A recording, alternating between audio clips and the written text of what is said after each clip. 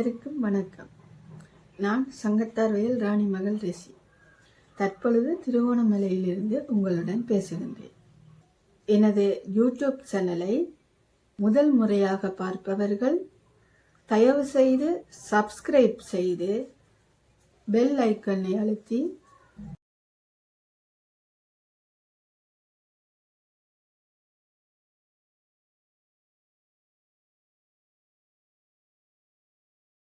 உங்களின் அடுத்தடுத்த நிகழ்வுகளையும் தவறாமல் பாருங்கள்.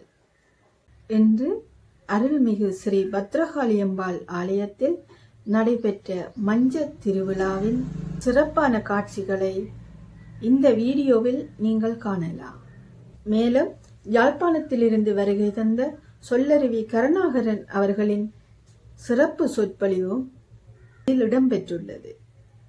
இந்த அர்த்தமுள்ள நிகழ்வை முழுமையாக காண தொடர்ந்து எங்களுடன் இணைந்திருங்கள். நன்றி.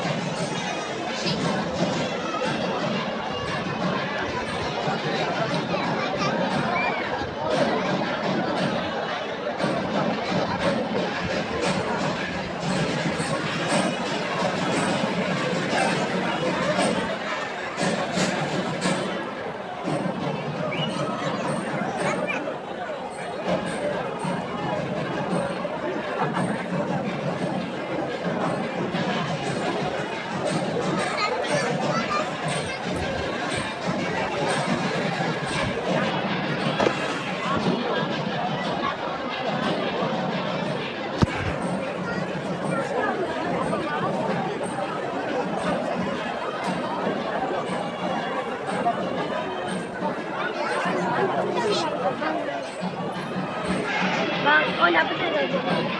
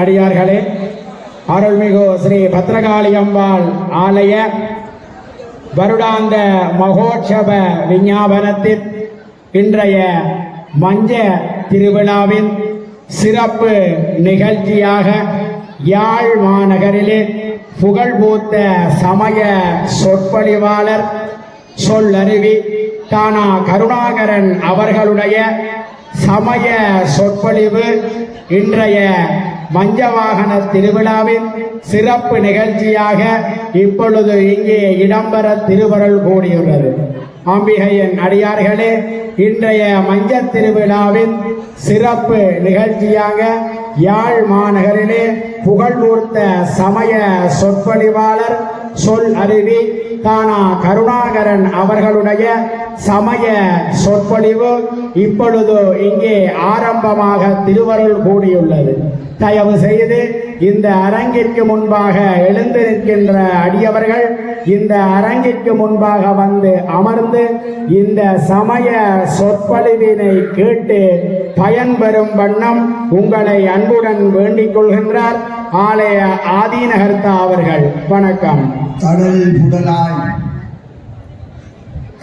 புடலாய் யுத்தங்கள் தமிழ் மண்ணில் நடந்தாலும் கடல் கடந்து போகேன் யான், என் காதல் தமிழை பிரியேன் யான். படையெடுப்பு நடந்தால் கூட பாசம் எனக்கு தமிழில்தான். படையெடுப்பு நடந்தால் கூட பாசம் எனக்கு தமிழில்தான். தடை எதுவும் ஏற்படலாம், என் தாய் தமிழ் எனக்கு சொந்தம்தான் என்று என் தாய் தமிழை வாழ்த்தி என்னை இருந்த பெற்றோர்களையும் எனக்கு கல்வி கற்பித்த குருமார்களையும் மனத்திலே இருத்தி அவைக்கு வருகிறேன். முப்போதும் இறைவனுடைய திருமேனி தீண்டும் பேறு பெற்ற ஆலயத்தினுடைய அந்தன பெரியோர்களே, இன்றைய உபயகாரர்களே, அம்மனுடைய மீளா அடியவர்களே, உங்கள் அனைவரையும் மனம் மொழி மெய்களினால் வணங்கி மிகுந்த மகிழ்ச்சி அடைகிறேன். பல ஆலயங்களுக்கு நான் சென்றிருந்தாலும் கூட முகப்புக்காக நான் வார்த்தைகளை பேசுவது கிடையாது. இந்த ஆலயத்திலே உண்மையான பக்தியோடு வந்து வழிபடுகின்ற அடியார்களை பார்த்து உண்மையிலேயே நான் மெய்சிலிர்த்து போனேன். இதை சத்தியமாகத்தான் நான் சொல்லுகிறேன். இந்த ஆலயத்திலே அம்மனுக்கு இருக்கக்கூடிய அந்த அருள் சக்தியும் அம்மனை தரிசிக்க வருகின்ற அடியார்கள் காட்டுகின்ற பக்தியும் இந்த ஆலயத்தை சொப்பனே நெறிப்படுத்திக் கொண்டிருக்கக்கூடிய எங்களுடைய ஐயாவுடைய பிள்ளைகளும் ஐயாவும் மிக நேர்த்தியாக இந்த ஆலயத்தை நடாத்திக் கொண்டிருப்பது மனதிலே மட்டில்லா மகிழ்ச்சியை எனக்கு தருகின்றது. பூரித்து போனேன்.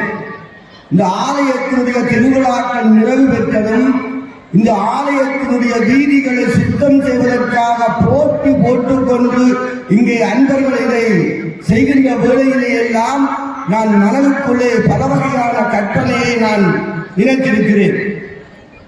எங்களுக்கு எல்லாம் தெரியும், சரியை தொண்டிலே உயர்ந்து நின்றவர் திருநாவுக்கரசர். 81 வயது வரை இந்த மண்ணிலே வாழ்ந்தவர் அவர். சேக்கிழார் பெருமான் பெரிய புராணத்தை பாடுகின்ற பொழுது ஒரு இடத்திலே சொல்லுவார், கேடும் ஆக்கமும் கெட்ட திருவினர் ஓடும் செம்பொன்னும் ஒக்கவே நோக்குவார். கூடும் அன்பினில் கும்பிடலே அன்றி வீடும் வேண்டா புரளியர். ஆரம் கண்டிகை ஆடையும் கந்தையே பாரம் ஈசன் பணி அலகு ஒன்றிலார். ஈர அன்பினர் யாதும் குறைவிலார் வீரம் தன்னால் விளம்பும் தகையனோ. இந்த அப்பருடைய பெயர் எங்களுக்கு தெரியும், உளவார படையாடி. கையிலே இருக்கக்கூடிய உளவாரத்தினாலே ஆலயத்தை சுற்றி இருக்கின்ற வீதிகளை எல்லாம் சுத்தம் செய்து கொண்டு வருகிறார். அந்த புல்லுகளை பூண்டுகளை எல்லாம் செதுக்கி போடுகிறார். இடிந்த ஓட்டு துண்டுகள் எல்லாம் கிடக்கிறது. சிவபெருமான் என்ன நினைத்தார் என்றால், இந்த ஓட்டு துண்டுகளுக்கிடையே தங்க கட்டிகளை போட்டு வைத்தார். இந்த அப்பர் என்ன செய்கிறார் என்று பார்ப்போம் என்று சிவபெருமானுக்கு தெரியும் அப்பர் என்ன செய்வார் என்று. நமக்கு விளங்கப்படுத்தத்தான் சிவபெருமான் அந்த வேலை செய்கிறார்.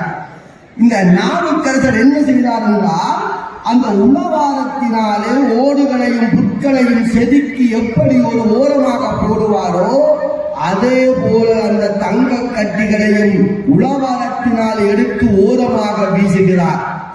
கேடும் அக்கமும் கெட்ட திருவினர் ஓடும் செம்பொன்னும் ஒக்கவே நோக்குவார் தான் அந்த சிறப்பு.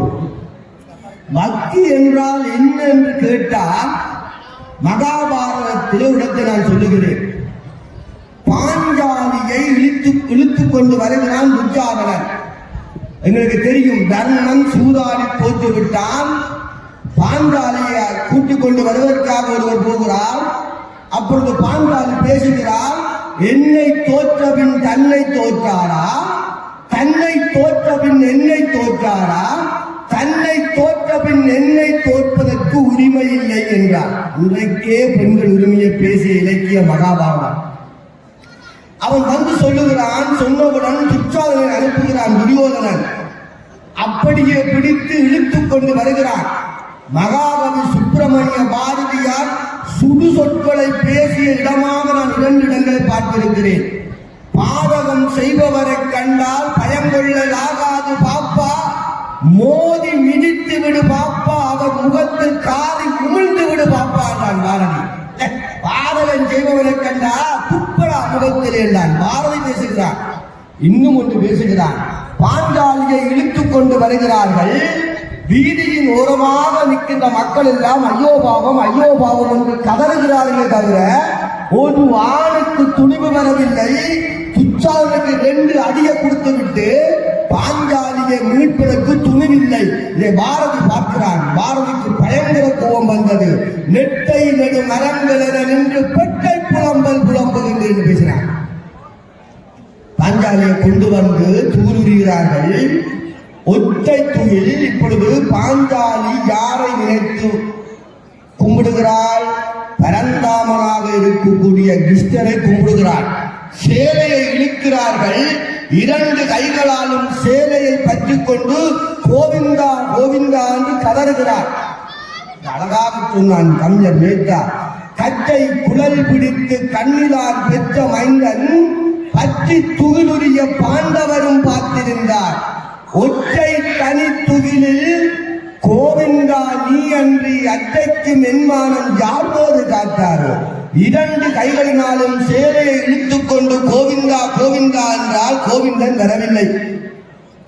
ஒரு கையிலே சேலையை பிடித்துக் கொண்டு இன்னொரு கையை மேலே தூக்கிக் கொண்டு கோவிந்தா கோவிந்தா என்றால் அப்பொழுதும் கோவிந்தன் வரவில்லை. பாண்டவர்கள் எல்லாம் அப்படியே இருக்கிறார்கள். பீமன் கதாயத்தை எடுக்கிறான். அர்ஜுனன் காண்டிபத்தை பார்க்கிறான். தர்மனுடைய பார்வையினாலே அப்படியே இருக்கிறார்கள்.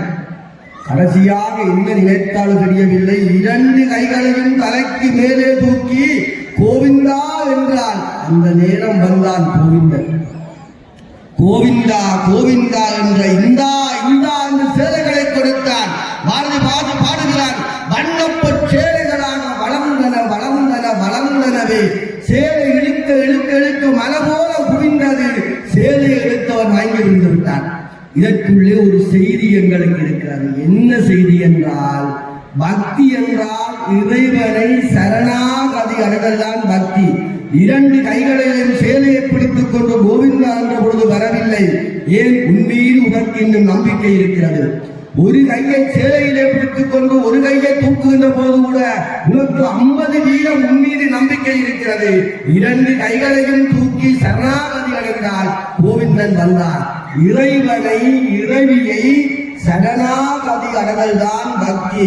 அந்த பக்தியை நான் சென்ற ஆலயங்களிலே, இந்த ஆலயத்திலே நான் பரிபூர்ணமாக கண்டிருக்கிறேன் என்கின்ற ஒரு உண்மை செய்தியை நான் இடத்திலே பதிவு செய்ய விரும்புகிறேன். மிக அற்புதமாக ஒழுங்கமைக்கப்பட்ட நேர்த்தியான இந்த ஆலயத்திலே நான் பேசிக் கொண்டிருக்கின்றேன். இன்றைய தினம் கச்சியப்பர் கந்த புராணத்திலே ஒரு செய்தியை பாடுகிறார். வான்முகில் வளாது பெய்க, மதிவளம் சுரக்க மன்னன் கோன் முறை அரசு செய்க, குறைவிலாது உயிர்கள் வாழ்க, நான் மறை அறங்களோங்க, நற்றவ வைபவம் வேள்வி நல்க மேன்மை கொள் சைவ நீதி விளங்குக உலகமெல்லாம் என்று பாடினார்.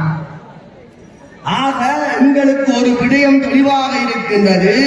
பொதுவாக பாடசாலைகளிலே ஆலயங்களில் இருக்கக்கூடிய கடித உரையிலே அல்லது திருவிழாக்காக அச்சிடப்படுகின்ற அந்த பிரசுரங்களிலே மேன்மைகள் சைவ நீதி என்கின்ற வாசகத்தை நாங்கள் போடுவது வழமை. இன்று என்னுடைய சிந்தனையும் இந்த மேன்மைகள் சைவ நீதி சம்பந்தமாகத்தான் இருக்க போகிறது. அவர் சைவ சமயத்துக்கு ஒரு மேன்மை இருக்கிறது. மேன்மை என்றால் உயர்வு என்று ஒரு பொருள். உயர்வுதான். இந்த விடயத்தை நான் இன்றைக்கு இங்கே பேசுகின்ற பொழுது சில அன்பர்கள் என் மீது கோபிக்க கூடும். ஒரு சமய பேச்சாளன் என்பவன் மற்ற மதங்களை இழிவுபடுத்தாமல் பேச வேண்டும். அது மிக முக்கியமான விடயம். எல்லா மதங்களும் நல்ல நெறிகளைத்தான் எங்களுக்கு காட்டி இருக்கின்றன. ஆனால் இப்ப சைவ சமயத்தின் மேன்மையை நான் பேசுகின்ற பொழுது நீங்கள் சிந்திக்கலாம், ஏன் இப்படி பேசுகிறார் என்றால் அதற்கு ஒரே ஒரு விளக்கத்தை நான் சொல்லுகிறேன். இந்த உலகத்திலே அழகான பெண் யார் என்று ஒரு கேள்வி. அப்படி என்ன ஒருவர் பார்த்து கேட்கிறார், இந்த உலகத்திலே அழகான பெண் யார் என்றால் நான் உடனே சொல்லுவேன், என்னுடைய தாயார் இந்த உலகத்திலே மிக அழகான பெண் என்று. அதை சொல்லுகின்ற உரிமை எனக்கு இருக்கிறது. என்னுடைய அம்மாதான் உலகத்திலே அழகான பெண் என்று சொல்லுகின்ற உரிமை எனக்கு இருக்கிறது. அதே போல உலகத்திலே உள்ள சமயங்களிலே உயர்ந்த சமயம் என்னுடைய சைவ சமயம் என்று பேசுகின்ற உரிமை எனக்கு இருக்கிறது. அதனால நான் சொல்லுகிறேன், மேன்மை என்றால் உயர்வு என்று சொல்லிவிட்டேன். ஆக சைவ சமயத்திலே மற்ற சமயத்தை விட என்ன மேன்மை இருக்கிறது என்று முதல் சொல்லுகிறேன். சுதந்திரத்தை கொடுத்த சமயம் எங்கள் சமயம். இந்த முதலாவது விடயம் அல்ல. ஏனென்றால் காலையிலே 4:30 மணிக்கிலிருந்து இந்த ஆலயத்துக்கு இரவு பகலாக மக்கள் வருகிறார்கள். 10 பேர் உள்ள வருகிறார்கள், 20 பேர் வெளியில போகிறார்கள். யாரும் யாரையும் ஏன் வருகிறாய் என்று கேட்பதும் இல்லை, ஏன் போகிறாய் என்று கேட்பதும் இல்லை. வெள்ளிக்கிழமைகளிலே ஆலயத்திற்கு சென்று வழிபட வேண்டும் என்பது எங்களுடைய ஒரு வழக்கமாக இருக்கிறது. அதான் சொல்வார்கள், காலையில் எழுவோம், கடமைகள் முடிப்போம், திருநீரில் அணிவோம், சிவன்களை தொழுவோம், சுத்தம் காப்போம், சோம்பல் தவிர்ப்போம், பள்ளிக்கு செல்வோம், பாடங்கள் கற்போம், புதுசொல் கேட்போம், குணமாய் நடப்போம், தங்கை தாய் பண்போம், அன்பை பேணுவோம், பண்பை வளர்ப்போம், நல்லது செய்வோம், நாட்டுக்கு உழைப்போம். இது எங்கள் மகா வாக்கியம். வெள்ளிக்கிழமைகளிலே சைவர்கள் பெரும்பாலும் ஆலயத்துக்கு செல்வார்கள், பலர் செல்ல மாட்டார்கள். இப்பொழுது அந்த ஆலயத்தினுடைய அங்கன பெரியோர் அவர்கள் வெள்ளிக்கிழமை கோயிலுக்கு வராதவர்களை பார்த்து விசாரித்து பேசுகிறாரா, தண்டனை கொடுக்கிறாரா? பிற மதங்களிலே அந்தந்த வழிபாட்டுக்குரிய நேரத்திற்கு போகவில்லை என்றால் அந்த அன்பர்கள் பயப்படுவார்கள். நாங்கள் அப்படி இல்லை, சுதந்திரம் கொடுத்து வைத்திருக்கிறோம். நீங்கள் வரலாம், வழிபடலாம், போகலாம், வராமல் விடலாம். சுதந்திரத்தை கொடுத்தவர்கள் நாங்கள். இப்ப நான் இன்னும் ஒன்று சொல்லுகிறேன். சிலர் வசந்த மண்டபத்துக்கு முன்னாலே இருந்து அம்பாளை மெய்யுருக வேண்டி வழிபட்டுக் கொண்டிருப்பார்கள். அந்த வேளையிலே சிலர் பிரதட்ச பண்ணி கொண்டு வருவார்கள், சிலர் அடியளித்துக் கொண்டிருப்பார்கள். அடியளிக்கிறவரும் பிரதட்ச பண்ணுகிறவரும் சில வேளை முட்டுப்படலாம். அதற்காக அடியளிக்கிறவர் கோபிக்கவும் மாட்டார், பிரதட்ச பண்ணுகிறவர் கோபிக்கவும் மாட்டார். வசந்த மண்டபத்திலே அம்பிகை நிறுத்திக் கொண்டிருக்கக்கூடிய ஒருவருக்கு பக்கத்திலே அம்மா தாயே என்று நான் சத்தம் போட்டு வணங்கினால் கூட அவர் அதை இடைஞ்சலாக எடுக்க மாட்டார். அந்த அளவுக்கு சுதந்திரத்தை கொடுத்திருக்கக்கூடிய சமயத்துக்கு நாங்கள் சொந்தக்காரர். முதலாவது, எங்களுடைய சைவ சமயத்தவர்கள் புற மதங்களிலே உள்ள ஆணையோ பெண்ணையோ விரும்பிவிட்டால் திருமணம் செய்ய வேண்டும் என்றால் அவர்கள் அந்த மதங்களுக்கு மாற வேண்டும் என்ற கட்டாயம் இருக்கின்றது. ஆனால் எங்கள் சமயத்திற்கு யாரும் வரலாம், யாரும் போகலாம். சமய நிறுவனங்களை அமைத்து சமயத்தை வளர்த்தவர்கள் நாங்கள் அல்ல. மற்ற சமயங்களுக்கெல்லாம் சமய நிறுவனங்கள் இருக்கின்றன. நாங்கள் இயற்கையாகவே வழிபாட்டோடு வந்த சமயத்துக்கு சொந்தக்காரர்கள். நான் பேர்களை சொல்ல எனக்கு விருப்பம் இல்லை. இன்னும் ஒன்றையும் நான் சொல்லுகிறேன். இந்த திருமணம் ஒன்று இருக்கிறது அல்லவா, திருமணம் மற்ற மதங்களிலே இறைவனுக்கு திருமணம் செய்து பார்க்கின்ற முறை இருக்கிறதா? ஆனால் எங்கள் மதத்திலே பூங்காவன திருவிழாவிலே, நல்லூர் கந்தசுவாமி கோயிலே பூங்காவன திருவிழாவிலே முருகன் திருக்கல்யாணம் என்று இறைவனுக்கு திருமணம் செய்து பார்த்து மகிழ்ச்சி அடைகின்ற சமயத்துக்கு நாங்கள் சொந்தக்காரர். எங்கள் பெருமை நாங்கள் அறியாமல் இருக்கின்றோம். இன்னும் ஒன்றையும் நான் சொல்லுகிறேன், இன்னும் ஒன்றையும் சொல்லுகிறேன். குடும்பம் என்று ஒன்று இருக்கிறது அல்லவா, இங்கே இருக்கின்ற வயதானவர்களுக்கு தெரியும் என்று நான் நினைக்கிறேன்.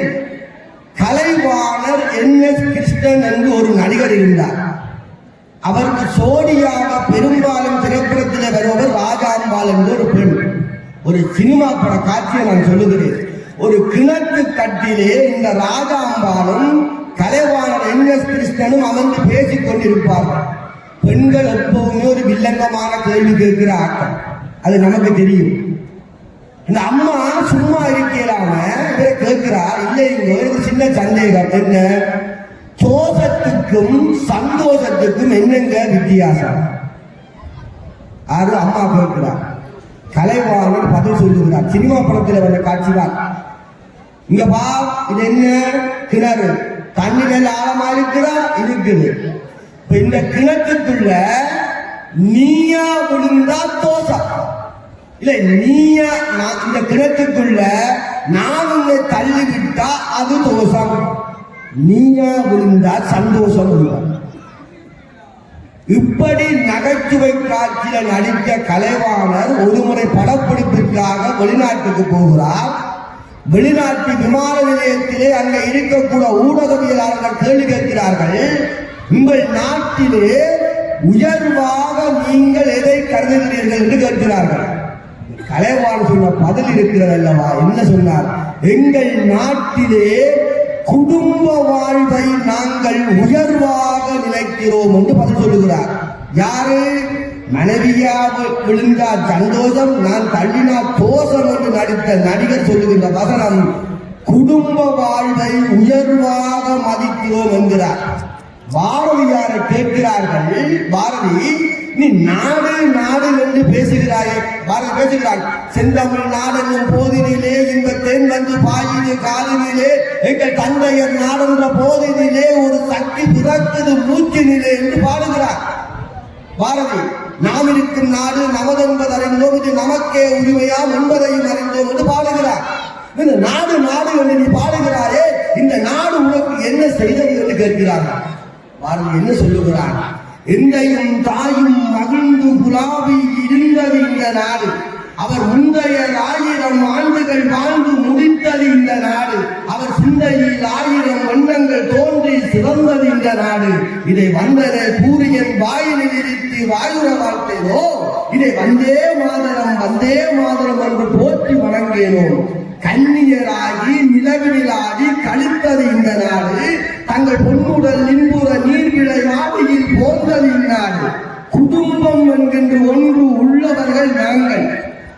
அதற்குத்தான் மதிப்பு மரியாதையும், இறைவனையும் இரவியையும் முருகனையும் பிள்ளையாரையும் குடும்பமாக சாமி அறையிலே வைத்து வழிபடுகின்ற மதத்துக்கு நாங்கள் சொந்தக்காரர்.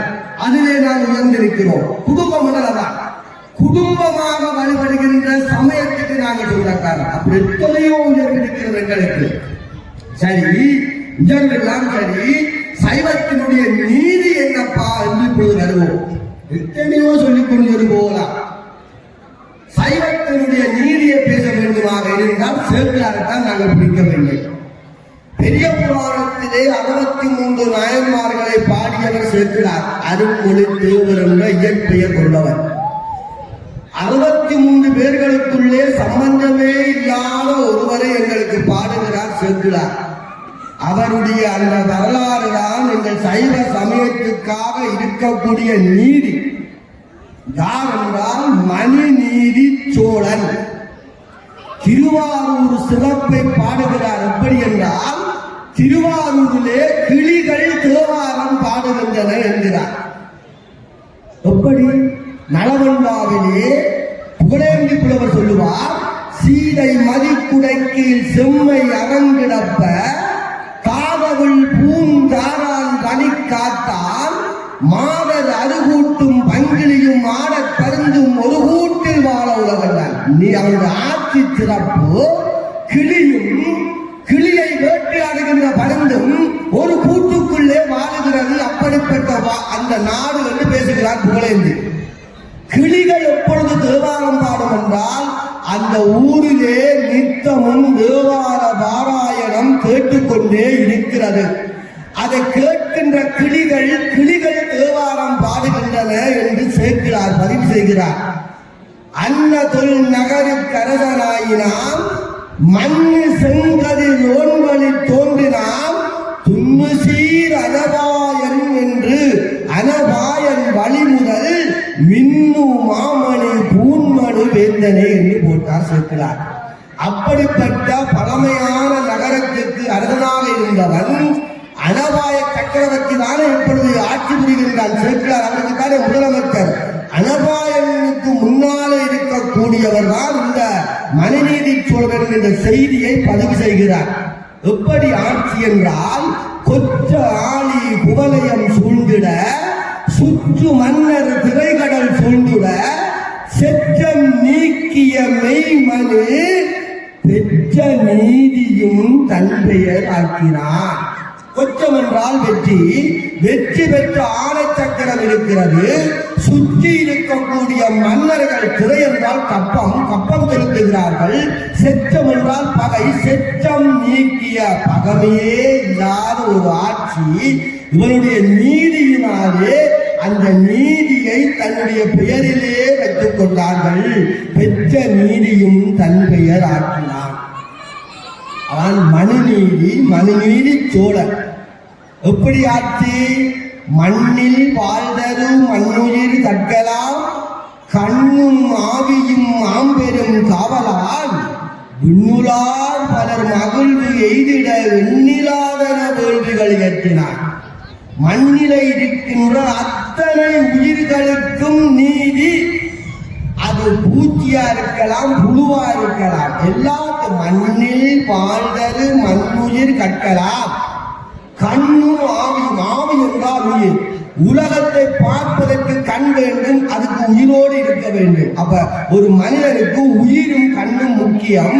தன்னுடைய உயிரையும் கண்ணையும் எப்படி ஒருவன் பாதுகாப்பானோ அப்படி இந்த உயிர்களை பாதுகாக்கிறான். அது மட்டுமா? விண்ணிலே இருக்கக்கூடிய தேவர்களுக்கு நாங்கள் யாகம் செய்ய வேண்டும்.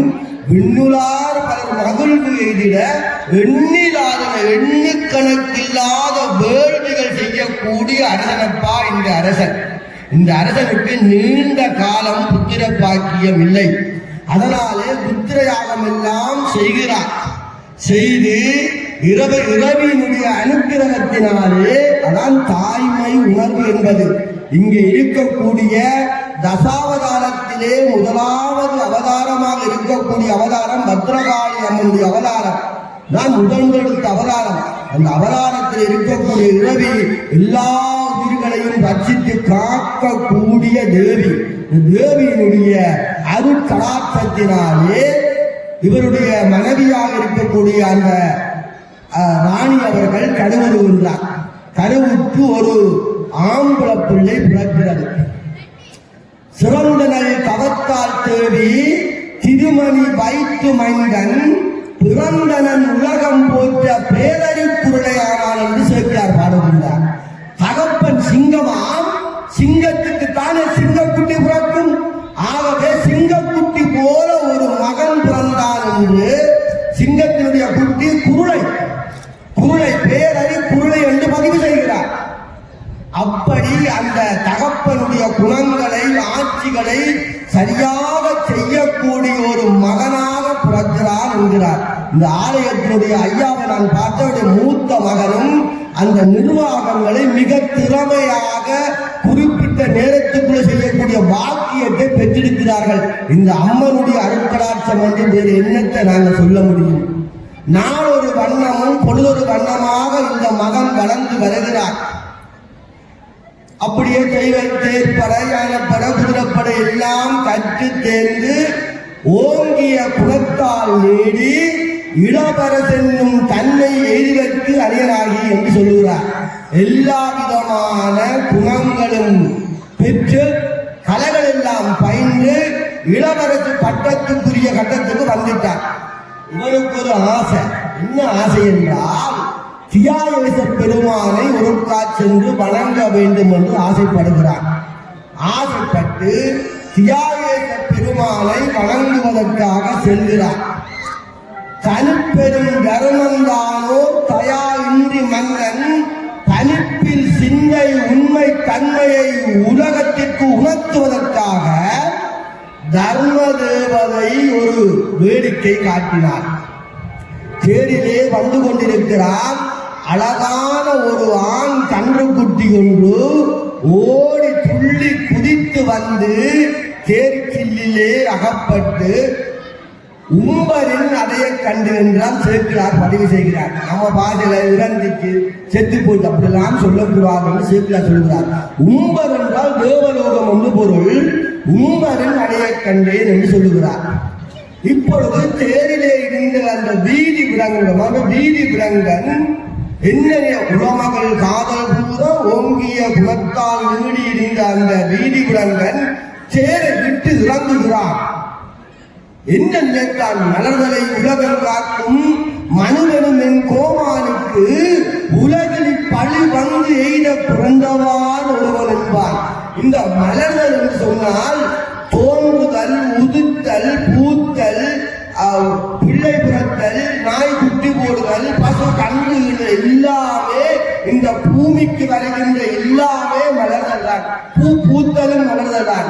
அப்படியான ஒரு அரசாட்சியை செய்து கொண்டிருக்கக்கூடிய என்னுடைய அப்பாவுக்கு இந்த பழி வந்த இருவதற்கு நான் பிறந்து விட்டேனே என்று அழுகிறான். அந்த வேளையிலே அங்கே இருந்த அமைச்சர்கள் சொல்லுகிறார்கள், பசுவதை செய்தார்க்கு அந்தரர்கள் விதித்த ஆற்றல் ஆற்றுவது அறம் என்கிறார்கள். உடனே சொல்கிறான், அந்தரர்கள் விதித்த ஆற்றல் ஆற்றுவது அறமையாகி எந்தையில் அறியா வண்ணம் ஏற்றுவன். இந்த பசுவதை செய்ததற்கு ஒரு பிராயச்சித்தம் இருந்தது அந்த காலத்திலே. என்னென்றால் 12 ஆண்டுகள் பசு தொழுவத்திலே போய் அவர் இருக்க வேண்டும்.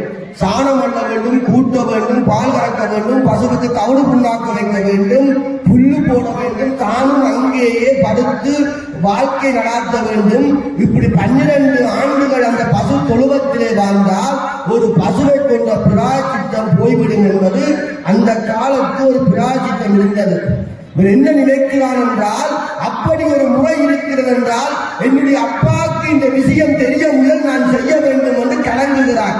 அந்தணர்கள் விதித்த ஆற்றல் ஆற்றுவது அறமையாகி எந்தையே இந்த தந்தை எந்தையே அறியாவண்ணம் ஏற்றுவர் என்றார். இந்த கன்றுக்குட்டி முன்னாலே வருகின்ற பொழுது தாய் பசு பின்னால வந்தது. தாய் பசு பார்க்கிறேன், ஒரே ஒரு ஆண் கன்றுக்குட்டி தேர் சில்லிலே அடிபட்டு விட்டது. தாய்ப்பசுடைய முகத்திலே இருந்து கண்ணீர் ஓடுகின்றது. தாய்ப்பசு என்ன யோசிக்கிறார் என்றால், இந்த நாட்டிலே ஒரு மணி இருக்கிறது அல்லவா, ஆராய்ச்சி மணி. அந்த காலத்திலே மன்னர்கள் ஒரு ஆராய்ச்சி மணியை கட்டியிருப்பார்கள் வாசலிலே. குடிகளுக்கு ஏதாவது குறை என்றால் அந்த மணியை அடித்தால் நேரடியாக அரசன் வந்து நீதி வழங்குவான். இந்த பசு திரும்பி ஓடி போய் அந்த மணியை அடிக்கிறது. காவலன் சொல்லுகிறான், இங்கிது ஒரு பசு வந்தெய்தி இரவனின் கொற்ற வாயில் தூங்கிய மணியை கோட்டால் துவக்கியது. கோடு என்றால் கொம்பு என்று பொருள். அந்த மணி சத்தம் அடிக்கிறது. அந்த மணி சத்தம் மண்ணுடைய காதுக்குள் போகின்ற செய்தியை சேர்க்கிறார், பதிவு செய்கிறார். பழிப்பறை முழக்கோ ஆட்டும் பாவத்தின் ஒலியோ வேந்தன் வலித்திரு மைந்தன் ஆவி புலவரு மரளி ஊர்தி கழுத்தணி மணியின் ஒலியோ. அப்போ எப்படி யோசிக்கிறார் என்றால், ஒன்றை விளங்கிக் கொள்ளுங்கள், பழி பாவத்துக்கு அஞ்ச வேண்டும் என்று நாங்கள் பேசுகிறோம் அல்லவா. பழி வேறு பாவம் வேறு. இப்படி என்றால் எது பழி என்றால் முற்பிறப்பிலே நாங்கள் செய்த தீவினையாலே இந்த பிறவியிலே அனுபவிப்பது பழி.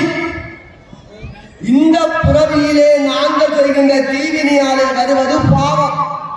இதான் பழிபாவம் சேர்ந்து வந்து தாக்கும் எங்களை. தான் பழிபாவம். பழிப்பறை முழக்கோ ஆக்கும் பாவத்தின் ஒலியோ யோசிக்கிறார். வேந்தன் வலித்திரு மங்கன் என்னுடைய மகனை கொள்வதற்காக ஜெமன் வருகிறார்.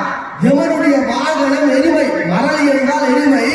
அந்த எருமையுடைய கழுத்திலே கட்டியிருக்கிற மணிச்சட்டமா வேந்தன் வலித்திரு மங்கன் ஆவி புலவரு மரளி ஊர்தி கழுத்தடி மணியின் அற்போ இறங்கி வருகிறார்.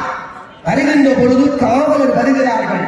இங்கில் ஒரு பசுவன் செய்தி இறைவனின் பெற்றவாயில் தூங்கிய மணியை யாரப்பா சிறப்பு. தூங்கிய மணி என்றால் இந்த மணி என்றைக்கு கட்டப்பட்டதோ அன்றையில இருந்து இன்று வரை ஒருவருமே அந்த மணியை அடிக்கவில்லை. மணி நல்ல நிற்கிற கும்பகர்ணன் மாதிரி நிற்கிற தூங்கிய மணி ஒருவருமே அடிக்கிறேன். குறைகள் இல்லை, கொள்வாரும் இல்லை, கொடுப்பாரும் இல்லாத நாடு நாளே சிறந்த நாடு. ஒரு குறையும் இல்லை. உயிர்களுக்கு யாரும் நீதி கேட்டு வரவில்லை. மணி தூங்கிக் கொண்டிருந்தது. பசு வந்து கொம்பை சங்கிலிக்குள்ளே இழுத்து அடித்தது. அப்படியே வெளியே வருகிறார். அந்த பசுவை பார்த்து குப்பிடம் தலை கொண்டாற் போல் வேதனை அகற்ற விஷம் இருக்கிறார் அல்லவா, அந்த விஷம் தலைக்கு ஏறினால் எப்படி இருக்கும் என்று நான் சொல்ல தேவையில்லை. இந்த கும்பகர்ணன் சொல்லுகிறான் ராவணனுக்கு, சீதை யார் என்றால் திட்டியின் விடம். நான் திட்டியின் விடம் என்ற கற்பின் செல்வியை விட்டிலையோ, திட்டி பாம்பு பார்த்தாலே விஷம். ஆக அந்த விஷம் தலைக்கிறதுனால் எப்படி இருக்குமோ அப்படி வேதனையை அனுபவிக்கின்றான் இந்த மணிநீதி சோழன். இப்பொழுது அவனை அந்த மணிநீதி சோழன் அமைச்சர்களை பார்க்கிறார். நின்றனரை உலகிருந்த நிதுவோல் நுண்ணிகண்டார். எல்லாம் தெரிஞ்ச அமைச்சர் பெருமக்களே, என்ன நடந்தது? பசு வந்து ஏன் அழுகிறது? அமைச்சருடைய பாடு பெரிய திண்டாட்டம். ஏன்? மனித சொல்லுக்கு ஒரே ஒரு ஆண்மகன், நல்ல பிள்ளை. அந்த பிள்ளை அடுத்தது ஆட்சிக்கு வரப்போற பிள்ளை, சைவத்தையும் தமிழையும் கண்போல காக்கிற பிள்ளை. இவன் ஒரு நீதி வலுவாத மன்னன், சைவ நீதி. எப்படி மகனை காப்பாற்றலாம் என்று சேர்க்கிறார், செய்யுளை போடுகிறார். வளவனின் புதல்வன் நாங்கோரு மணிநெடும் தேர்மேலேறி அளவில் தொல் தேர் தானே சூழ அரசுதான் தெருவில் போங்கால் தேர்க்கால் இடை புகுந்து இறந்ததாக தளர்வுறும் இத்தாய் வந்து விளைத்தது தன்மை என்றார். பாட்டையா சேர்க்கிறார். அம்பிகையின் அடியார்களே, அம்பாளுடைய வருடாந்த மகோற்சவ விஞ்ஞாபனத்திலே இந்த 3 நாட்களாக அம்பாளுடைய திருவிழாவை தன்னுடைய சொல் ஆற்றலினால் சிறப்பித்துக் கொண்டிருக்கின்ற எங்களுடைய மரியாதைக்குரிய சொல்லருவி தானா கருணாகரன் அவர்களுக்கு ஆலய ஆதீனகர்த்தா அவர்கள் இப்பொழுது பொன்னாடை போர்த்தி கௌரவிக்கின்றார்.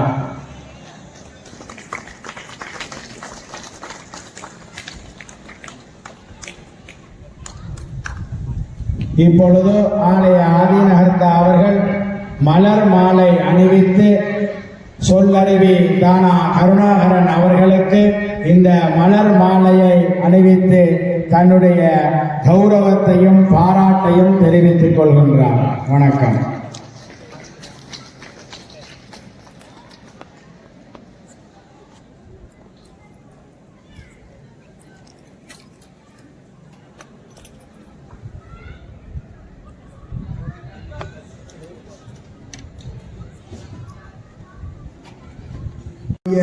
பாதங்களுக்கு என்னுடைய பணிவான வணக்கங்களையும் நன்றிகளையும் இந்த வேளையிலே நான் தெரிவித்துக் கொள்வதில் மிக்க மகிழ்ச்சி அடைகிறேன். இந்த ஆலயத்தின் மீதும் இங்கே வருகின்ற அடியார்கள் மீதும் ஐயா வைத்திருக்கின்ற அன்புக்கு அளவில்லை. இந்த காலையில் கூட ஆலயத்திற்கு வருகின்ற ஒரு அன்பான வேண்டுகோள், ஆள் பாதி ஆடை பாதி என்று நாங்கள் பேசுகிறோம். பெரிய புராணத்தை சொல்லுவார்கள், பிள்ளை பாதி புராணம் பாதி என்று. பிள்ளை என்பது ஞான சம்பந்த குழந்தை. இந்த ஆலயத்திற்கு வருகின்ற பொழுது சைவ அன்பர்கள் ஆண்கள் இயன்றவரை நீங்கள் வேட்டி அணிந்து வருவது விரும்பத்தக்கது. இது எங்களுடைய ஆலயம்.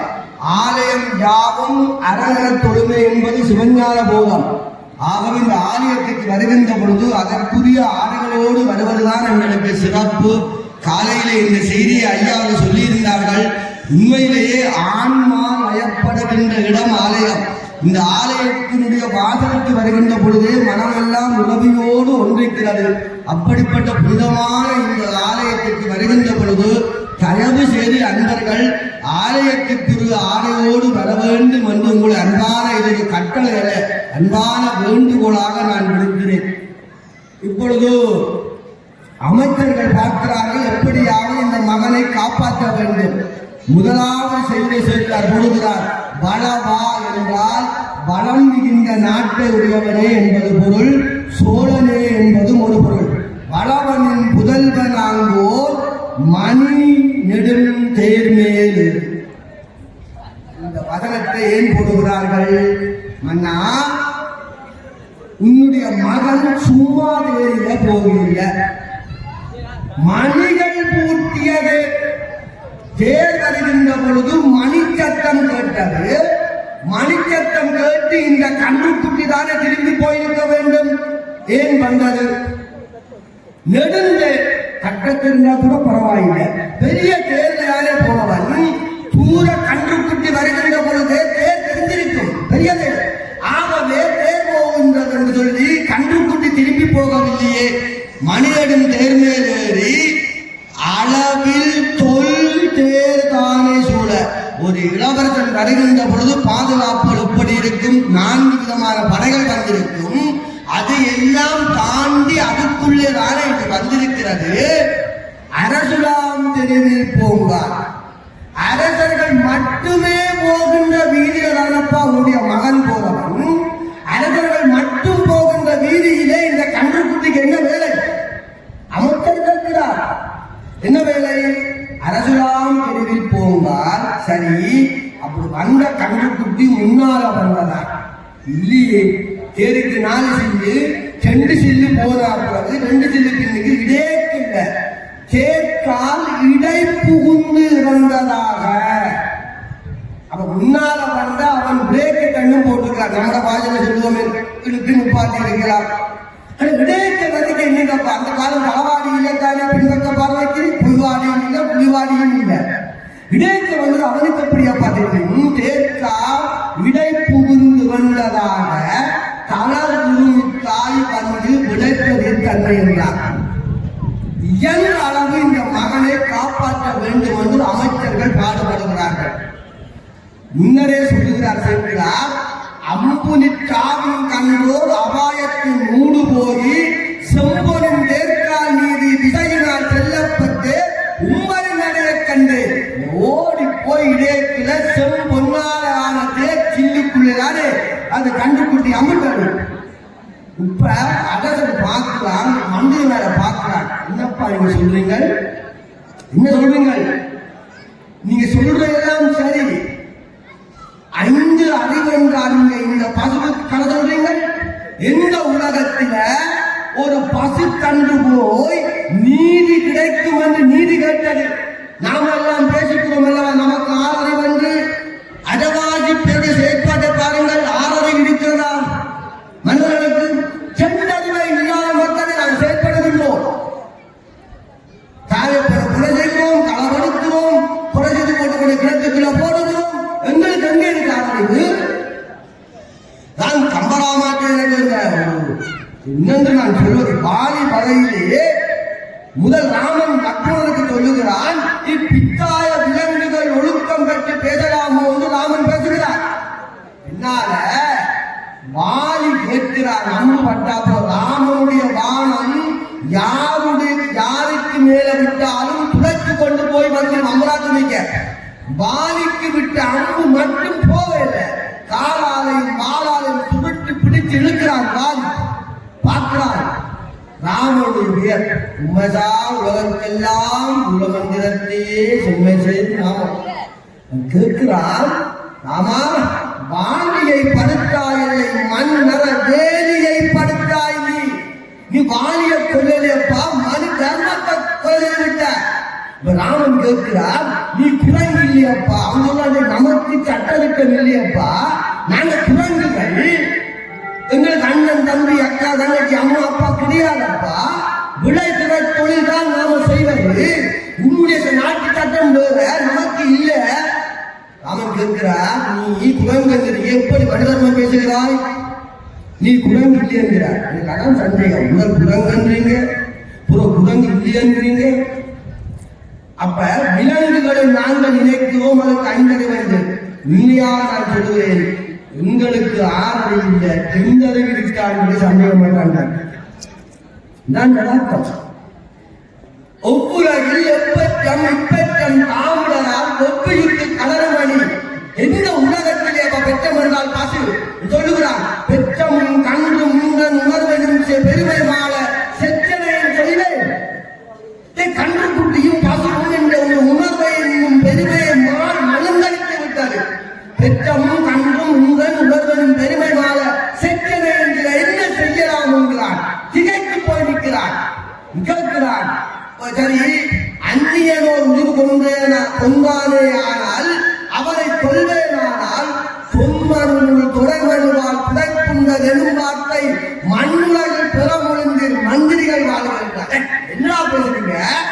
வேற யாராவது உயிரை கொண்டால் அவரை நான் நீதி வழங்கி கொண்டால் என்னையா உலகம் இருக்கும்?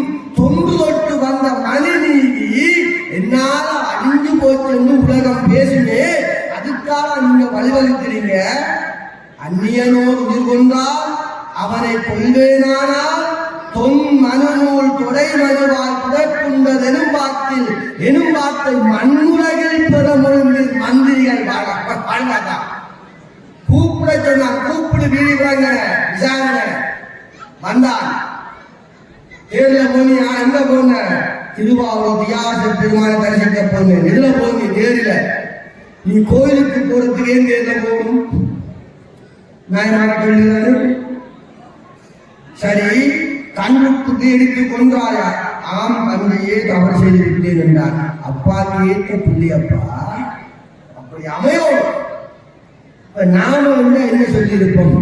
இல்லையப்பா, நான் தேரில பின்னுக்கு இருந்தேனா தேர்ப்பாகன் தானே தேரை ஒட்டி கொண்டு போவார். கால பின்னுக்கு நான் இருப்பேன், ஐவர் தான் ஓடிக்கொண்டு போவார். இளவரசன் பின்னால இருந்திருப்பான், தேர்ப்பாகன் தான் தேரை செலுத்துவார். நாம் என்ன சொல்லியிருப்போம்? இல்லையப்பா, நான் பின்னால இருந்தனான், தேர்ப்பாகன் தான் முன்னால் ஓடிக்கொண்டு போனவன். இதான நாம சொல்லுவோம். என்ன சொல்லுவான்? தவறு செய்து விட்டேன் தந்தையே ஒப்புக்கொண்டான். என்ன சொல்லுவான் தெரியுமா? சொல்லுகிறான், அமைச்சர்களுக்கு நான் உணர்ந்த இடம் போற்றி செய்து புரந்தரன்மால் அயன் முதலோர் புகழ்ந்திருந்த வீட்டிருந்த பெருமானார் மேவையுரை திருவாரூர் தோற்றமுறை உயிர் கொண்டான் ஆதலினால் துணி பொருள் தான் என தினமி பாருங்க தீர்ப்பு. போற்றி செய்து புரந்தரன் அயன்மால் சிவபெருமானும் பிரம்மனும் விஷ்ணுவும் இருக்கிற இடமப்பா இந்த இடம் திருவாரூர்.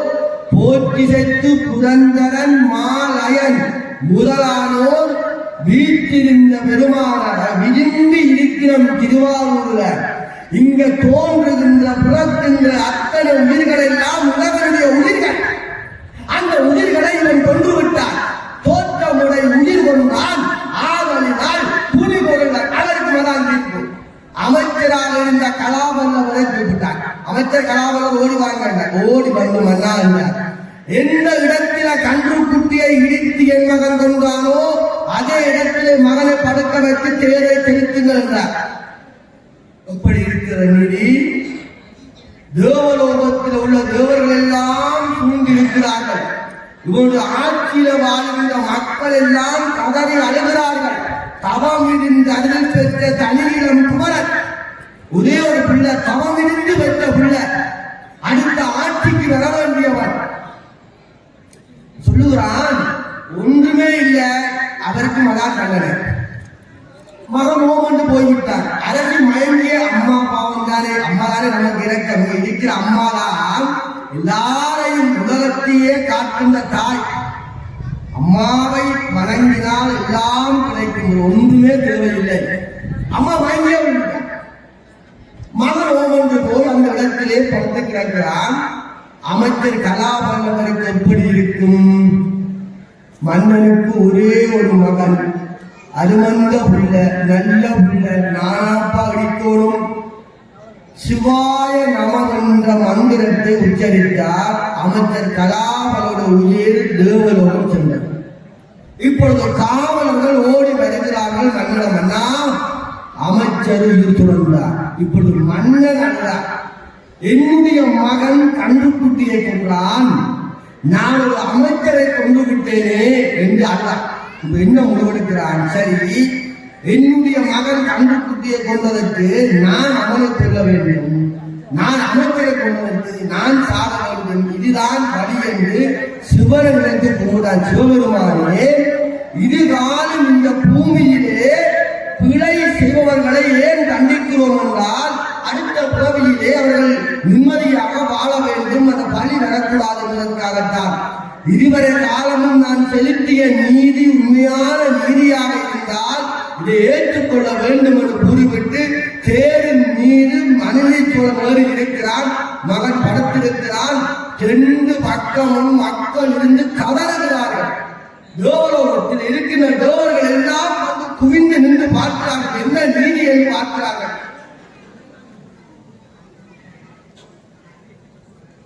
தேரை செலுத்திக் கொண்டு வருகிறான். வந்து அப்படியே தேரை செலுத்தினான். வீதியில் விடவன உயிர் தேவலோகம் சென்றது. திடீரென்று பார்த்தால் கன்று குட்டி எழுந்து துள்ளி ஓடி வருகிறது. திரும்பி பார்த்தால் அமைச்சர் கலாவல்லவர் எழுந்து நிற்கிறார். பிறகு பார்த்தால் வீதி விடவன் எழுந்து வருகிறார். தர்ம தேவதையே காட்சி கொடுத்தார். அண்ணா, உன்னுடைய இந்த உண்மையான இந்த மணி நீதியை இந்த உலகத்திற்கு காட்டுவதற்காக தர்மதேவராகிய நான் தான் பசுவாகவும் கன்றுக்குட்டியாகவும் வந்தேன் என்று சொல்ல, நாம நினைக்கலாமே, பசுவை விட வீதி விடங்கள் தானே ஒரு இளவரசன், அவனை எல்லாம் எழுப்பி இருக்கணும், அவனை முதல் எழுப்பி இருந்தார் மனைவி சோழன் திருப்பியும் கிடப்பை போட்டு தேர்ந்தெடுத்திருப்பான். அப்படிப்பட்டவர்கள் செய்யக்கூடிய ஆள். அதனாலதான் தர்ம தேவதை கன்றுக்குட்டி எழுப்பி அமைச்சரை எழுப்பி பின்னாலே வீடுகளை எழுப்ப எம்பெருமான் வெள்ளிடை மலையிலே காட்சி கொடுத்தார். அந்த நேரம் மகனை ஆற தழுவினாராம் மனிதனை சூழல். ஏன் தெரியுமா? தேவர்களும் முனிவர்களும் 33 தேவர்களும் அடிமுடியெல்லாம் தேடி காண முடியாத சிவபெருமான உன்னால நான் கண்டனே நிதாண்டா என் மகன் என்று வணங்கினார். தந்தை மகற்காற்று உதவி அவயத்தில் முந்தி இருக்க வள்ளுவன் சொல்லுகிறார். மகன் தந்தைக்கு ஆற்று உதவி, இவன் தந்தை எங்கூட்டான் கொள்ளன்னு சொல். பிள்ளைய பார்த்தா அப்பாவை சொல்லுவா, இப்படி ஒரு பிள்ளைய பெற என்ன தவங்களா இருந்தார், அப்படி சொல்லுவாப்பா. அதான் பிள்ளை. இன்றைக்குள்ள பிள்ளைகளை பார்த்தா பெரும்பாலும் சொல்லலாமா? ஓ, அப்பா போதானே பிள்ளை இருக்குன்னு நம்ம சொல்லலாம். நமக்கு திருவோணமலை தெரியாது, யாழ்ப்பாணம் பரவலாக இருக்கிறது. அது வேற கதை. நிம்மதி என்பது விழுந்து கனகாலமாச்சு. ஒரு காலம் இருந்த மகிழ்ச்சியா 1 மணிக்கும் வீட்டு கதவையெல்லாம் திறந்து போட்டு வழி முற்றத்தில் சந்தோஷமாக நிற்கிற கொண்ட காலங்கள் இருக்கு. இன்றைக்கு வீட்டை பூட்டி போட்டு படுத்தா கூட நிற்கிற வர மாட்டேங்குது. யாழ்ப்பாணம் தான் சிறப்பு.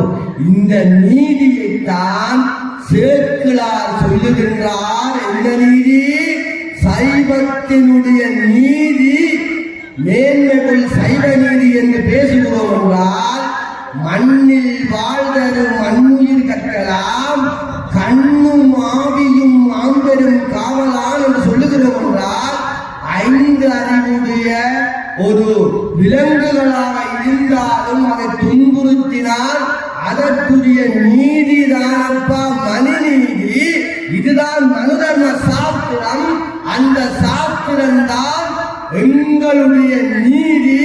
அதுதான் சைவ சமயத்தின் நீதி என்று உலகத்திற்கு நீதி சமயத்துக்குரியவர்கள் நாங்கள். இன்றைக்கு இன்னும் கொஞ்ச நேரம் இருக்கிறபடியாலே இன்னும் ஒருவரை நான் சொல்லலாம் என்று நினைக்கிறேன். இந்த பூசலார் என்கின்ற ஒரு நாயனார் இருந்தார். பூசலார் என்கின்ற ஒரு நாயனார் திருநின்ற ஊரிலே வாழ்ந்தவர். திருநின்ற ஊரிலே பூசலார் என்கின்ற ஒரு நாயனார் வாழ்ந்தார். நான் சொல்ல வேண்டும் என்று ஆசைப்பட்டவருடைய நான் நேற்றைய தினம் சொல்லியிருந்தேன். இன்றைக்கு அந்த மானிடம் வியக்கும் மாண்பினை செய்தவர்களிலே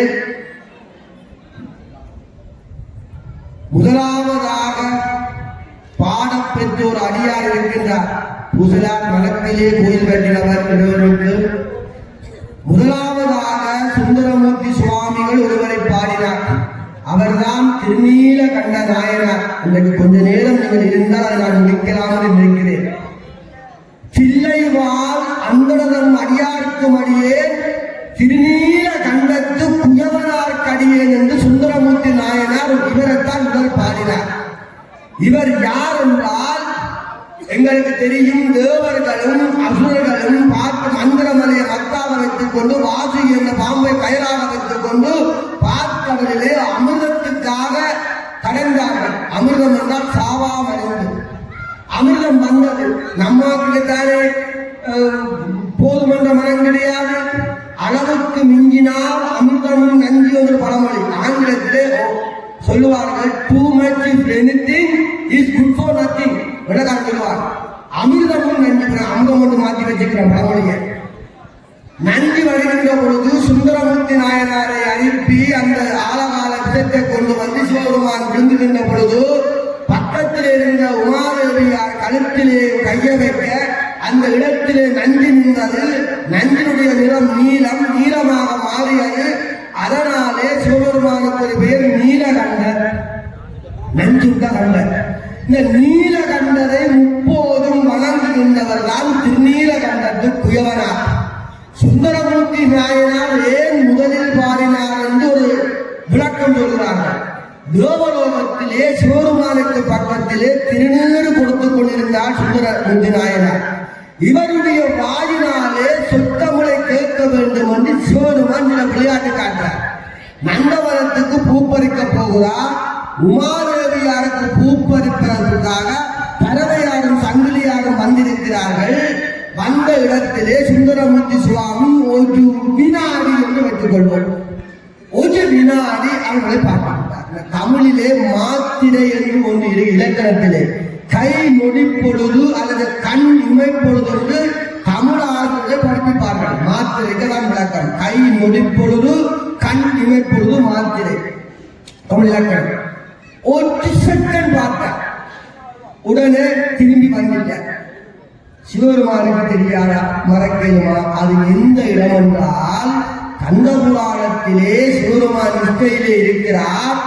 சூரர்களுடைய கொடுமை தாங்க முடியாமல் தேவர்கள் எல்லாம் போய் அழுகிறார்கள். சிவபெருமான் சொல்லுகிறார், பாலன் பிறப்பான் என்றார். ஆனால் சிவபெருமானும் நிஷ்டையிலே இருக்கிறார். நிஷ்டையிலே இருந்தால் பாலன் எப்படி பிறக்க முடியும் என்று தேவர்களுக்கெல்லாம் சரியான பிரச்சனை. அவ்வளவு கொடுமை செய்கிறான் சூரன், தாரகாசுரன், சிங்கமோகன். அப்ப எல்லாரும் மன்மதனுக்கு போகிறார்கள். அதுதான் மன்மதனே, சிவபெருமான் நிஷ்டையில இருக்கிறார்.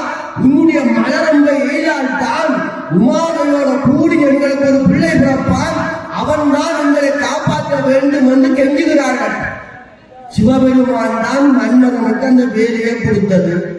கொடுத்தால் குருவுக்கே சிசியங்கிட்ட காட்டேனுமோ, அவன் போமாட்டன் என்று அழுகிறான். இவர்கள் நெருக்குகிறார்கள்.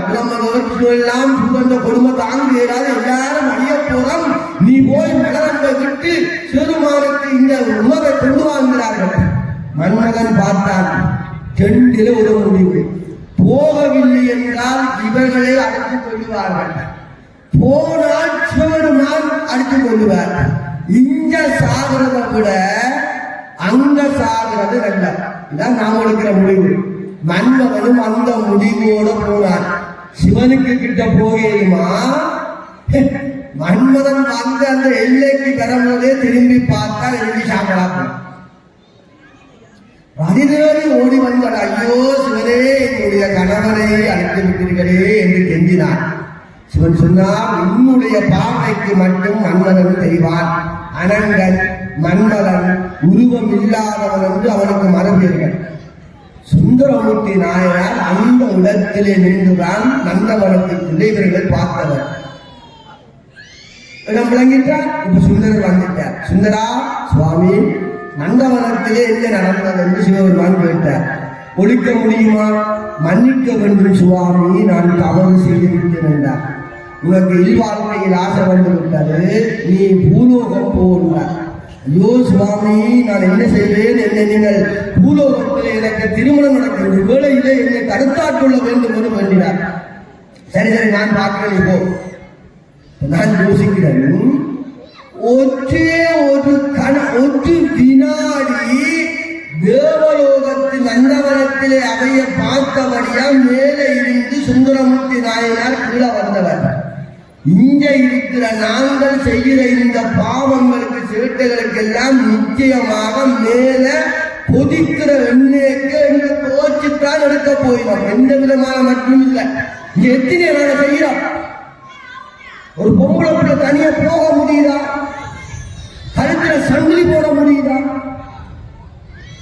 அப்ப சுந்தரமூர்த்தி நாயனார் யோசித்தார், நான் மேலே இருந்து கீழே வந்தனா இவன் பாவி என்னடாப்பா செய்திருக்கிறான் என்று திகைத்துத்தான் அவரை முதல் பாடினாரோ என்று நான் நினைக்கிறேன். யாரு?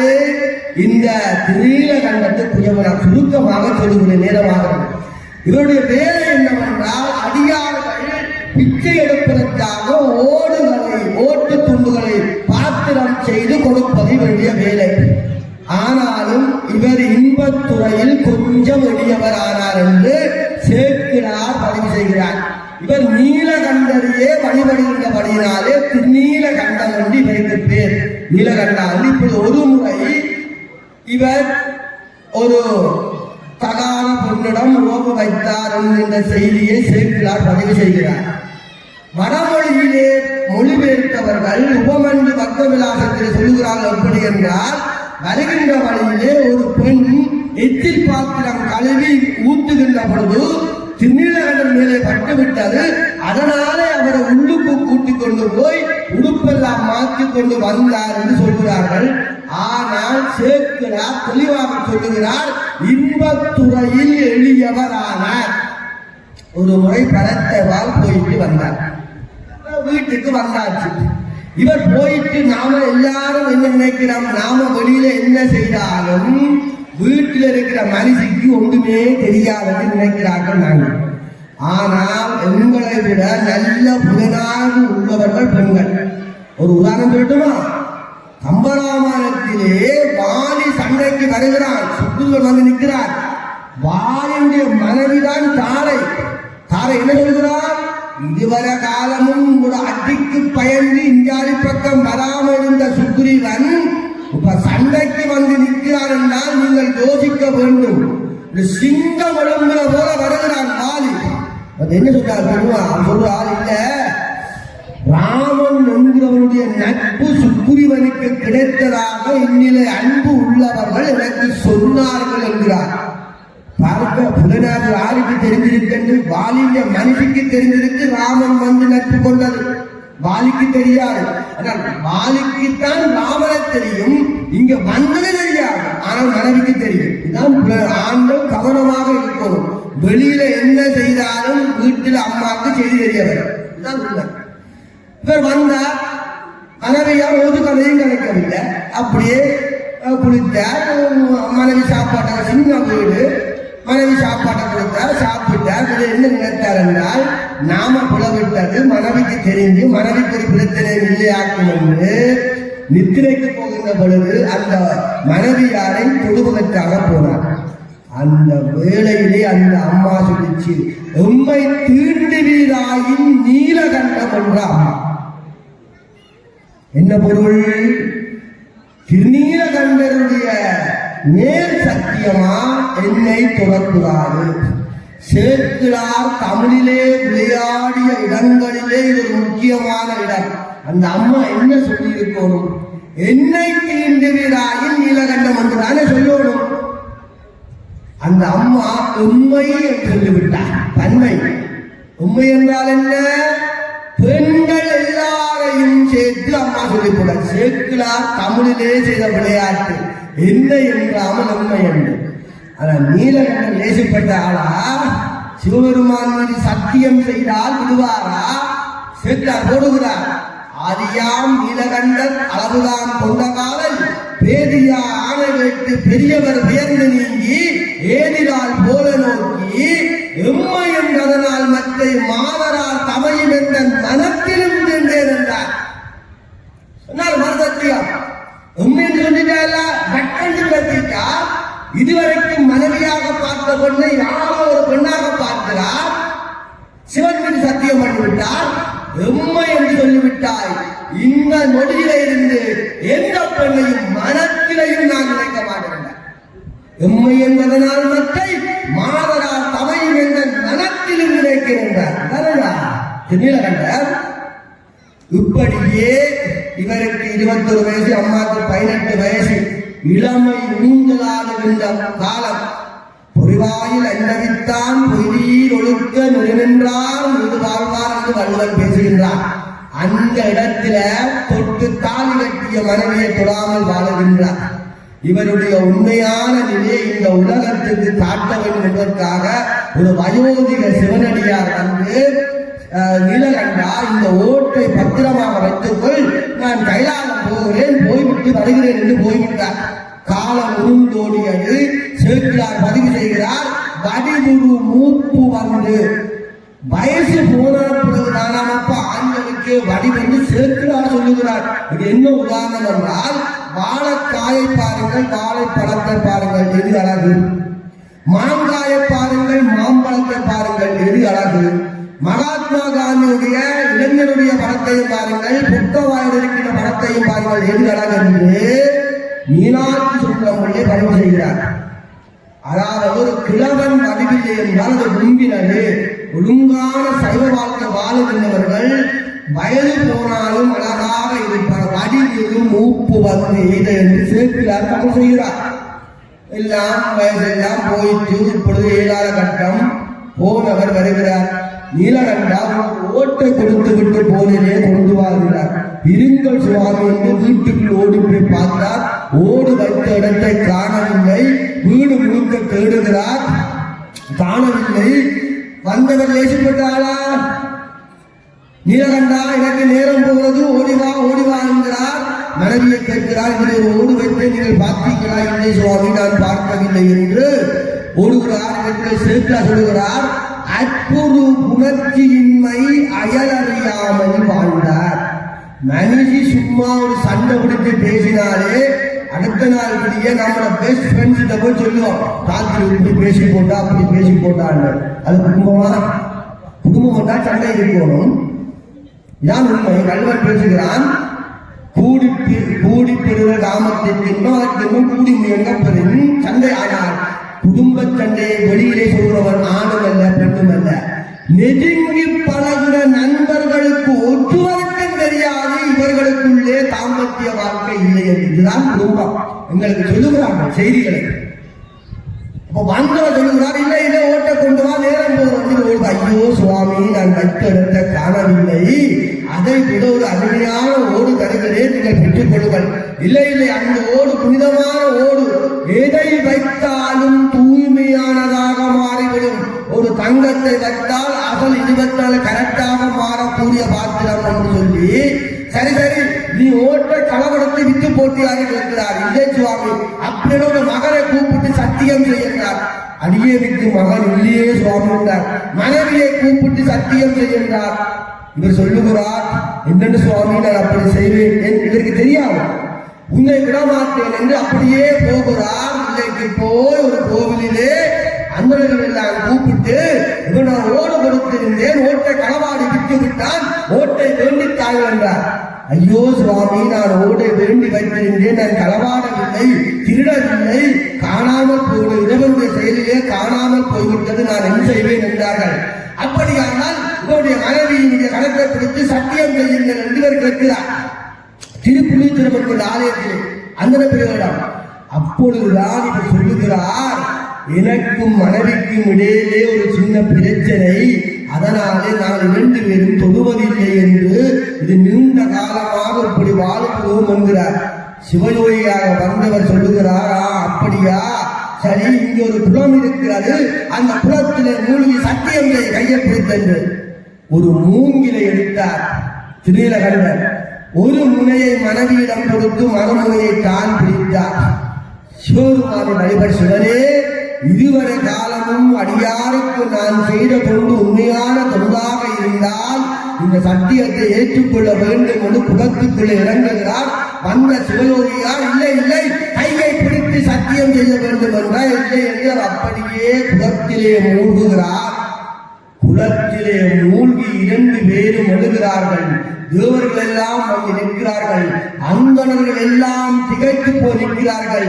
சத்தியம் செய்கின்ற வயதிலே பொழுதிலே இவருக்கு 21 வயது, அம்மாக்கு 18 வயது. இப்ப கிழவன் கிழவியா போய்விட்டு நம் குலத்துக்களே மூழ்கி எழுகின்ற பொழுது சத்தியம் செய்கின்ற வயதிலே எப்படி இருந்தார்களோ அதே போல இந்த பாவியில் மூழ்கி ஏறும் கணவரும் மனைவியாரும் காணவர்க்கெல்லாம் என்று சேர்க்கிறார், பதில் செய்கிறார்.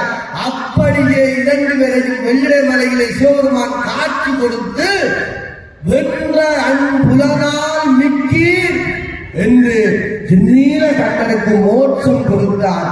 இந்தியாவிலே திருப்புலீத்திரம் என்கின்ற ஆலயத்துக்கு பக்கத்திலே இன்றைக்கும் அந்த குளம் இருக்கிறது. அந்த குளத்துக்கு இன்றைக்கு பெயர் இளமை ஆக்கினார் குளம். இளமை வந்துச்சா, இளமை ஆக்கினார் குளம். நான் நினைக்கிறேன், திருமணம் செய்து சொந்த மனைவியை இளமையிலே இருந்து முதுமை வரைக்கும் சிவன் மீது செய்த சத்தியத்தினாலே தொடாமல் வாழ்ந்து வந்தாரே இந்த நீலகண்டர். இவரை சுந்தரமூர்த்தி நாயனாரே ஒரு செகண்ட் நாம அந்த பெண்களை பார்த்தபடியா அங்கே இருந்து அதை சிவருமான் விளையாட்டு. ஏன் சிவனுடைய பெரிய வாயினாலே நற்றமிழ் பாடு, உன்னுடைய வாயினாலே சொத்தமுள்ள பாடு என்று சிவன் தான் கொண்டு வந்தது. ஒரு காரணம் வேறு.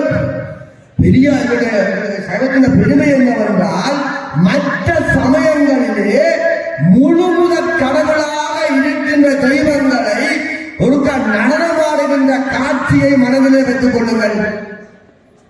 நான் யாருன்னு சொல்லுவேன். அந்தந்த சமயத்தினுடைய முழுமுதற் கடவுள் நடனமாடுகிறார். எப்படி இருக்கும்? சிவபெருமான் ஆடுகின்ற ஆனந்த தாண்டவத்தை மனத்தில் நினைங்கள். இது அழகாக இருக்கிறது. ஒரு சமய இலக்கியம் மற்ற சமயத்தினுடைய கடவுள்களை பித்தன், விசரன், காமுகன், கள்ளன் என்று சொல்லி ஒரு இலக்கியம் வர முடியுமா? விடுவார்களா? ஆனால் பெரிய பாடத்தில் சிவபெருமான விசரன் என்று பேசுகிறார் சுந்தரர். பித்தன் என்ன? விசரன். காமுகனாக வந்தார். எங்க காமுகனாக வந்தவர்? அவர்கிட்ட இயற்பகைய நாயனாட்ட வருகிறார். முன் காதல் மனைவியை வேண்டி வந்தோம். சொல்லுகிறார், பக்கத்தில் இருக்கிற உமாதேவியாருக்கு இவர் இயற்பகையனாட்ட மனைவியை கேட்கிற மனைவியை கேட்க வருகிறார் என்கின்ற விஷயம் தெரியுமோ தெரியாதோ என்று தனக்கு தெரியாது சொல்கிறார். காமுகனாக வருகிறார், பிள்ளைக்கரை கேட்கிறார், கோவணத்தை களவு இருக்கிறார், ஓட்ட களவு இருக்கிறார். இப்படி எல்லாம் செய்தவர்கள் எல்லாம் 63 நாயன்மார்கள். வளமையாக சினிமா படத்திலே கதாநாயகன் மது பாவிக்க மாட்டார், சிகரெட் பாவிக்க மாட்டார், வில்லன் மாதிரி எல்லாம் பாவிப்பினும் இங்க கதாநாயகனாக இருக்கக்கூடிய சிவபெருமான் முழுச்சேட்டையும் செய்கிறார். அவர்தான கதாநாயகன்.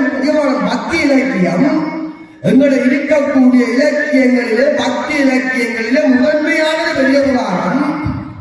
சுந்தரர் கல்யாணம் கற்ற அவசரத்தில் என்ன சொல்றது தெரியா? உனக்கு பித்தா, உனக்கு பிசரான்னு கேட்ட. கடைசியாத்தான் திருவருத்துறை என்ற கோயிலுக்குள்ள போய் மறந்தா பிறகு பாடுகிறார். நான் எப்படியப்பா பாடுவர்? நீதான் எங்களை பிசரன் பேசி அப்படியே பாடுங்க. பித்தா உனசூடி பெருமான் அல்லாதே என்று பாடினார். அத்தனை சேட்டைகளையும் செய்கின்ற இந்த பெரிய புராணம். அப்படிப்பட்ட இலக்கியத்தை சிவபெருமானையே தன்னிறைக்கிறார், களவெடுக்கிறார், காமுகனா வாரார், பிள்ளைக்கறி கேட்கிறார். சொல்லுகிறார், ஆரூரனுக்கு நம்மை தோழனாக தந்தோம். சுந்தர ஃப்ரெண்ட்ஷிப்பை விரும்பல சிவபெருமானே சொல்றார், அவருக்கு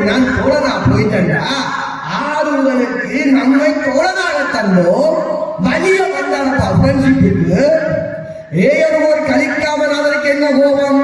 சுந்தரமூர்த்தி நாயனர் ஒரு மனைவியை பிரிந்து சத்தியம் போச்சுட்டு மண்களை சிவருமான விளையாட்டு வந்தவர் சிவபெருமானத்தானே தூது விட்டவர். போய் சமாளித்து விடுங்கோண்டு இவன் பாவி எப்படியாப்பா சிவனை விடலாம் அவனுக்கு போவான். யாருக்கு? ஏயர்வோர் கழிக்காமல் ஆதரவு. நான் கேட்கிறேன், சுந்தரருக்கு சிவபெருமானார் தம்பிரான் தோழர். தோழனைத்தானே விடலாம். ஒரு காதலுக்கு தூது விடுவது யாரு? நண்பனைத்தானே விடலாம். சுந்தரருக்குத்தானே தோழனாக சிவபெருமான் வந்துட்டார். அவர் காணத்தானே வந்தவர்.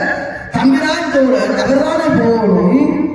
அப்படிப்பட்ட சிறப்புகளை எல்லாம் கொண்ட ஒரே ஒரு சமயம், ஆதியும் அந்தமும் இல்லாத அரும்பெரும் சோதியாக இருக்கக்கூடிய சமயம், சைவ சமயத்திலே பிறந்ததற்கு நாங்கள் எல்லாம் பெருமைப்பட வேண்டும் என்று கேட்டுக்கொண்டு, இந்த 3 நாட்களும் சிறியனுடைய சிற்றுரையை சிரத்தையோடு செவிமடுத்த பெருந்தங்கள் அனைவருக்கும் நாவார நன்றி கூறி, எங்கள் ஆலயத்தினுடைய ஐயா அவர்களுக்கு பின்னாலே இந்த ஆலயம் அவருடைய பிள்ளைகளினாலே மேலும் மேலும் பக்திமயமாக மெருகேற்றி செல்லும் ஒவ்வொரு காரியங்களிலும் அவருடைய பிள்ளைகள் கண்ணும் கருத்துமாக இருக்கிறார்கள். உண்மையாகவே பக்தி சூழ்ந்திருக்கக்கூடிய இந்த ஆலயத்தில் அடியார்கள் மெய்யன்போடு வந்து இந்த அம்மனை வழிபட வேண்டும். அம்மன் நினைத்தால்தான் எல்லாம் உங்களுக்கு தரலாம். இரக்க குணம் உடையவர்களாய் இந்த திருகோணமலையிலே தாயாக வீட்டிலிருந்து எல்லாருக்கும் அனுபவித்துக் கொண்டிருக்கக்கூடிய இந்த ஆலயத்திலே அடியேனையும் ஒரு பொருட்டாக மதித்து வரவழைத்து உங்களோடு சேர்ந்து சமயத்தை சிந்திக்க வைத்த இரவினுடைய திருவருளை எல்லாம் நான் வியந்து போற்றி வாய்ப்புக்கு நன்றி கூறி, தென்னாடுடைய சிவனே போற்றி, எந்நாட்டவர்க்கும் நிறைவா போற்றி, இன்பமே சூழ்க எல்லோரும் வாழ்க என்று கேட்டு விடைபெறுகின்றேன். நன்றி, வணக்கம்.